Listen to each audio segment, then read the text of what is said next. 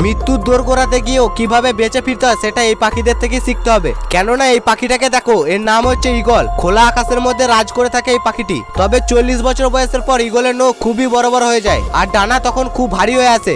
এর ফলে তারা চাইলেও উঠতে পারে না এবং কোন রকম শিকারও করতে পারে না। এমন অবস্থায় তাদের কাছে দুটি বিকল্প থাকে, এক না খেয়ে ধুকে ধুকে মরে যাওয়া, দুই 150 দিনের মধ্যে এক অত্যন্ত যন্ত্রণাদায়ক পরিবর্তনের মধ্যে দিয়ে যাওয়া, যার ফলে সে নতুন ভাবে নিজেকে ফিরে পাবে। এই সময় অনেক ঈগলই দ্বিতীয় পথটিকে বেছে নেয়। তারা অনেক কষ্টে উড়ে গিয়ে একটি পাহাড়ের চূড়ায় আশ্রয় নেয়। সেখানে গিয়ে তারা প্রথমেই পাথরের মধ্যে আঘাত করে নিজেদের ঠোঁটটিকে ভেঙে ফেলে এবং নতুন ঠোঁট গজানোর অপেক্ষা করে। যখন তাদের নতুন ঠোঁট গজিয়ে যায় তখন তারা সেটাকে দিয়ে নিজেদের পায়ের নখগুলোকে উপড়ে ফেলে। তারপর আবারও যখন নতুন করে নখ গজায় তখন সেই নখ দিয়ে তারা নিজেদের শরীর থেকে ভারী ডানাগুলোকে টেনে ছিঁড়ে ফেলে।